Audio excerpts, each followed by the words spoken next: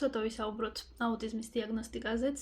იქიდან გამომდინარე, რომ რაღაც აუტიზმი ბევრს გონია რაღაც კატასტროფა.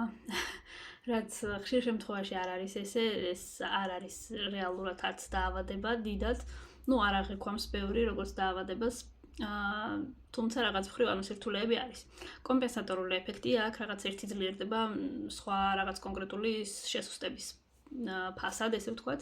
ძალიან ბევრ ადამიანს შეიძლება ჰქონდეს აუტიზმის ფონი რუკაში და თვითონ არ ეტყობოდეს ვიზუალურად, იმიტომ რომ შეიძლება მიდიოდეს იყოს მსუბუქ ფორმაში, შეიძლება იყოს მძიმე ფორმაში, რაც უფრო მეტი სამედიცინო პრობლემები აქვს ადამიანს, გარდა აუტიზმისა, მით უფრო მეტად მძიმდება აუტიზმი. ასტროლოგიურ ჭრილში როგორ განიხილება აუტიზმი. პირველ რიგში ეს არის სოციალიზაციის პრობლემა, ამ ადამიანებს უჭირთ ხალხთან ურთიერთქმედება. შემდეგი პრობლემა არის თვითდესტრუქცია.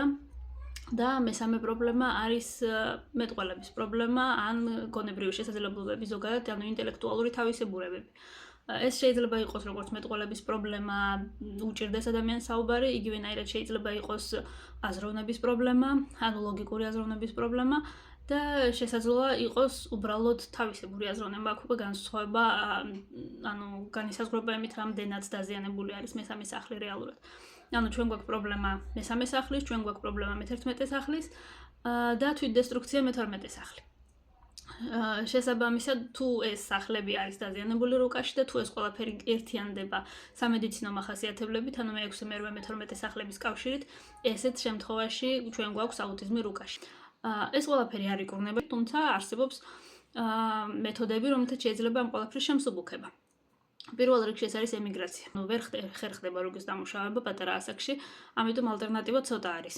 ადგილას შეიძლება მონაცემები, შესაძლოა გამოსწორდეს მე-11 სახლი, მე-12 სახლი, ამოვარდეს საერთოდ ავადმყოფობის ფორმულა და კონკრეტულ ადგილას ადამიანს არ იქნება აუტიზმი ვერ ვიტყვით, მაგრამ შემსუბუქდება, მაჩვენებლები იქნება შედარებით უფრო სოციალური, ან იქნება უფრო მარტივად, ანუ კომუნიკაციის პრობლემა მოეხსნება მეტნაკლებად, აზროვნების პრობლემა შედარებით ან მეტყველები შეიძლება გამოსწორდეს და შესაძლოა დესტრუქციული არ იყოს იმდენად ადამიანი. ანუ ეს ყველაფერი უკვე იმაზეა დამოკიდებული, რამდენად სწორ ადგილში არჩევს ემიგრაციისთვის კონკრეტული ადამიანი. კონკრეტულად აუტიზმს რაც შეეხება, ჯგუფში გვაქვს უფასო სერვისი აუტიზმის დიაგნოსტიკა. შესაბამისად, ნებისმიერ შეუძლია ჯგუფში დადოს კონკრეტული კითხვა, დადოს რუკა, ასპექტების ცხრილი და შესაბამისად ვნახავთ, არის თუ არა მიდრეკილება აუტიზმისკენ, არის თუ არა იქ რაღაც კონკრეტული მაჩვენებლები. ბევრ ადამიანს გაუკვირდება და თვითონაც ექნება აუტიზმის მაჩვენებლები რუკაში.